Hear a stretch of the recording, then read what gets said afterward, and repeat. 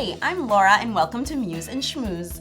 Today I'm going to show you guys some really easy way to make some impressive looking Rosh Hashanah gifts. We are going to use the technique of cork stamping to make some cards and some place card holders that are great as hostess gifts for your own table, for your friends and family, and without a lot of work, it's going to look pretty impressive.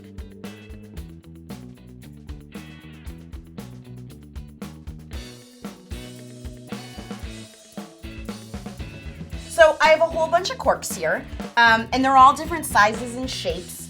I have to admit, I prefer the real cork ones for this because I just find them to be easier to cut and to stamp with, and they give a little more organic texture. I also really like champagne corks because they're a little bigger. But I'm just gonna show you what we're gonna do now with these corks. To make an apple, it's pretty simple. You wanna cut out a little on the top, a little on the bottom, and then to give it a real apple-y look, maybe shave the side a little bit. So, kind of like this one.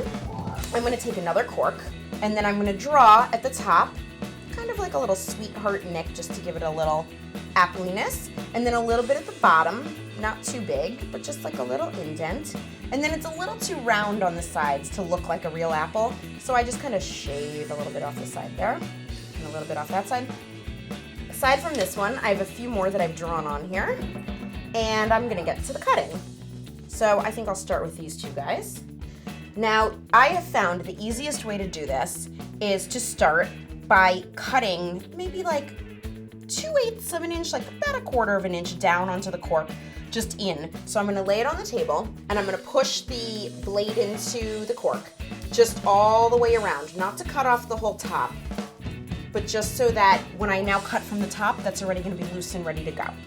Then I'm going to stabilize the cork here, and I'm going to dig in right along my Sharpie line. And you don't have to go very far, you don't have to press very hard, but you just give it a little wiggle, and then that little piece is going to pop right out. Now, here's my basic apple. Pretty easy. The one thing I will say is until you go to stamp, you may not see how perfect or imperfect it is. So one little tip I discovered is I take my Sharpie again, and I'm going to color the edges, just along the very edge of what I just cut, because then I'm gonna get a better sense of what the actual shape is gonna look like. So that looks pretty good. I can see I have a little scrap here. I'm gonna cut that off just so that I get a perfect smooth apple when I go to cut. That looks pretty good to me. So then I have these two that I just cut. I have one that I used already before. You can reuse them totally. You can wash them off or you can leave a little paint on there. It doesn't really matter. It'll just give you more of like an organic kind of wavy look. Now I'm gonna get to some stamping.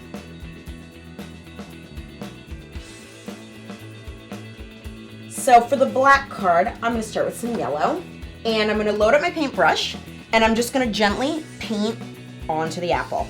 The key is you don't want too much paint at the edges of the cork because it'll bleed out onto the card, but it is a good idea to have a little pile kind of in the middle so that the thickness that's on it is in the center, and that way you'll get a nice rich color without it oozing out everywhere.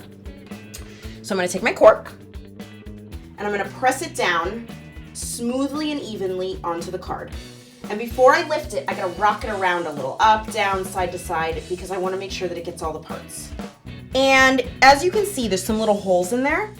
You can totally leave that, or I could use a little rosiness on there. I'm gonna take my paintbrush. I'm gonna take a little yellow, a little red on my brush, and I'm just gonna dab it in a little bit, just to give it a little rosiness, just to fill in the holes. Looks like a fancy little apple. So now I'm going to do the exact same thing 3 more times over on this card. Ta-da! I got 4 little apples for a cute little card. So I'm going to let this guy dry, and I'm going to make a few more here so you can see some other options. All right, so I have 3 little apples like a stop sign now. Last but not least, I am going to try for a place card here. These are really great because as you can see, it's easy. You can make a ton of these. So even if you have 20 guests over, everybody can have their own. So press it down, wiggle it around. Now we have some stamped cards, and I need to let them dry a little bit before we can embellish them with some leaves and some writing and whatever else you want to put on there.